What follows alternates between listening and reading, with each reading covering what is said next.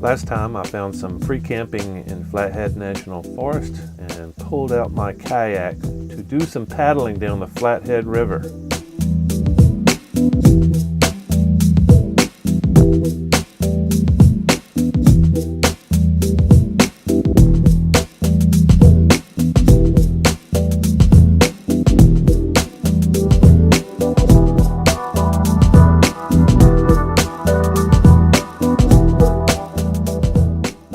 After I paddled the Flathead River, I pulled my motorcycle out and did some exploring around the Flathead and Glacier up to Canada.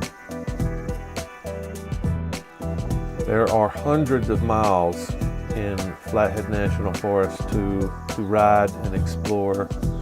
I did run into a few gates, but that never really stops me. And I actually got myself into a little bit of a pickle going around one of the gates, but it was fantastic exploring, and this was a great time to see if I could find a pass across the mountains, a shortcut into Whitefish. Made a couple of failed attempts, but even the fails were a great way to spend the day exploring the forest.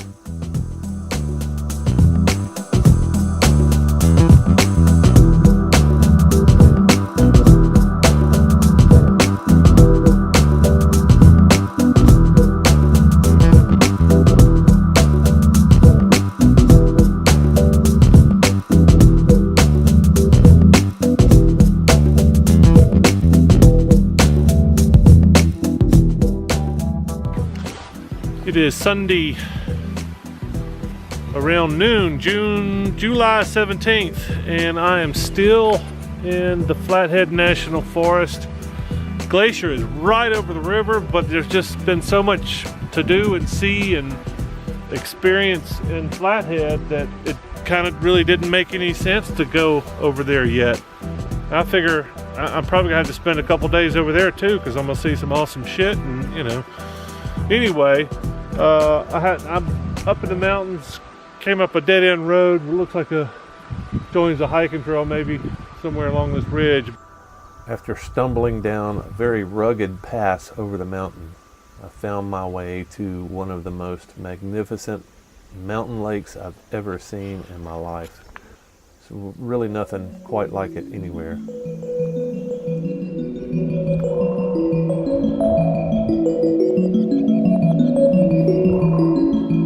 It's been an interesting day so far. I would say it's been a bad day, but I'm just having shitty luck today, that's all.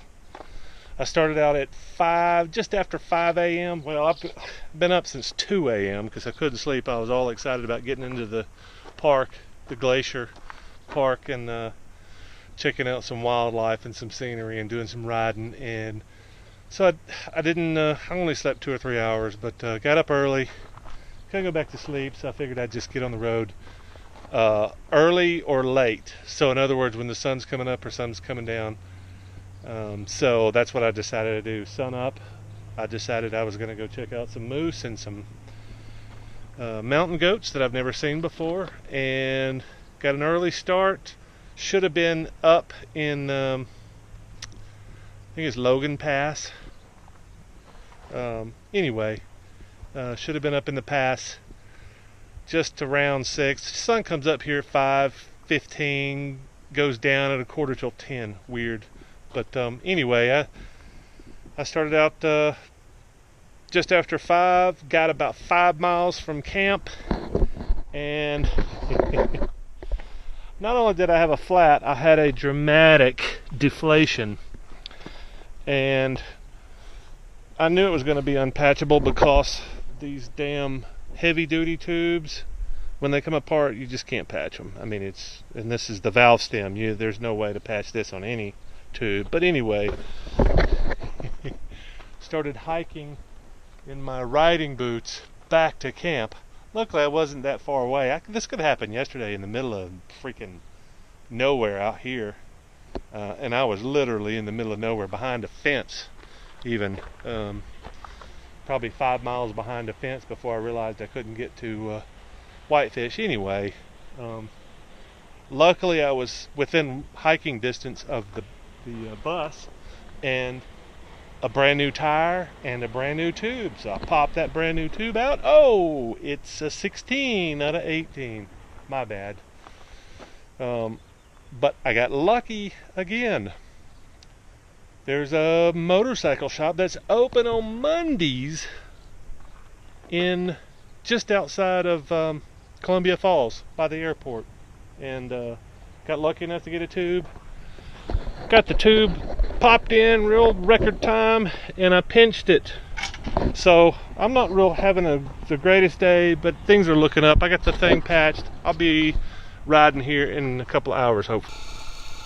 Despite my early morning disaster trying to get into Glacier before all the tourists, I still had a wonderful day that afternoon exploring the forest and trying to find a passage into the town of Whitefish to sample a brew from Whitefish Brewery. I never did find the passage I was looking for, so I never got to Whitefish, but I did spend a day having a blast riding up to peaks like this.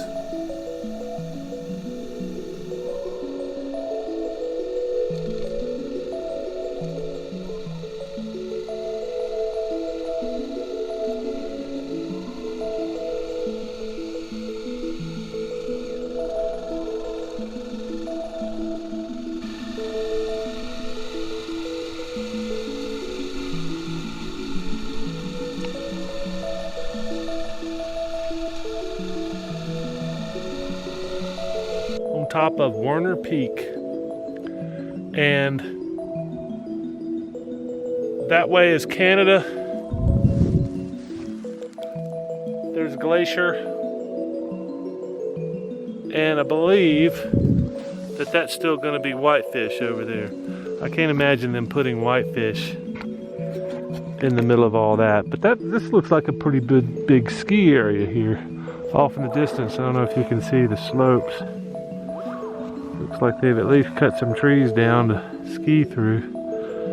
But this is pretty nice up here. It's almost a little meadow on top of this peak. I'm sure because of all the fires. It looks like the fires were on the western sides of the slopes. I'm sorry. Yeah, western sides of the slopes. Looks like maybe the wind was blowing west and caught all the sparks and just fed the fire. But anyway, I'm taking some time lapse and gonna take some pictures and whatever the hell else I feel like doing while I'm up here until the mosquitoes run me off.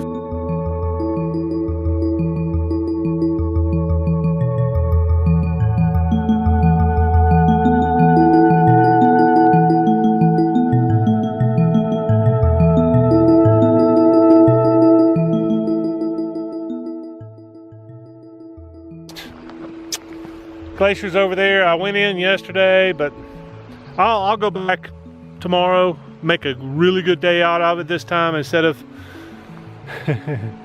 fixing flats and chasing tubes. And actually it could have been a whole lot worse day today. It could have happened yesterday. I could have been 50 miles into the wilderness back there and had to hike 20-30 miles to find somebody that's actually driving. So yeah, it could have been a lot worse. Luckily it happened today, 5 miles from camp, and I'm okay with it now. I'm just whooped.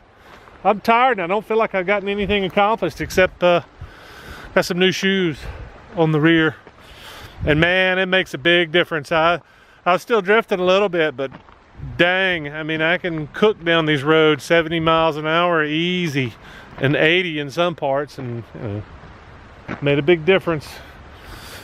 Looks like a big storm's coming. I may pull out the generator and fix me something to eat. I don't really want to get into the weather because it gets so freaking cold up here.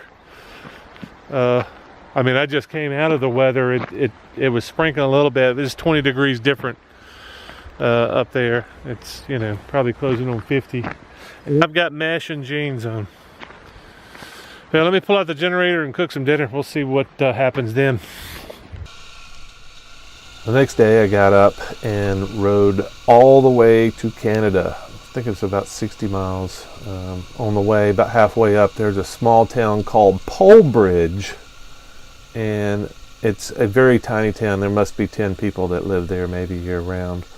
But they've got a general store, mercantile, that serves some amazing baked goods, and got some of that and some coffee. And I was kind of shocked at how many people were up there. I mean, we're in the middle of nowhere right here, and I'm not even close to the Canadian border or Polebridge, but it was shocking to see how many people were on the road on the way up there and in Polebridge. My main objective was to get to the Canadian border, and that's what I did. The border is closed because the entryway into Canada was across a bridge that had washed out, I believe, in the 80s, and they just decided never to rebuild it. So oddly, there's a small section in between the 49th parallel, which is where I'm at, and the bridge that has been destroyed. On the American side, however, there is a significant amount of structure remaining and some security measures that are quite interesting. So this is kind of silly. I believe this is I believe this is the line to Canada. I believe that's what this is this little trench is a border, I guess. Checkpoint Charlie, Montana. I don't know if that's exactly what this is, or United States. Well, let's actually see here what we got. United States Treaty of 1846 line establishment. Oh, that's cool. Canada. Awesome. So I'm in Canada. Yeah, that's really all I really wanted to do, is get over here and violate the law. That's really freaking cool, though, the marker.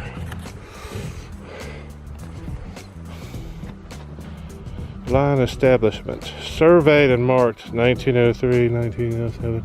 Somebody's put some rounds in it. I think it's a hollow thing. And I guess that's the line all the way up the mountain.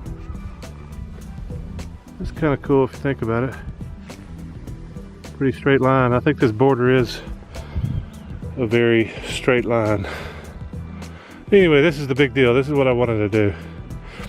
Looks like the Canadians had more of a cool looking checkpoint over there. Join me next time as I blaze through Glacier National Park on the motorcycle.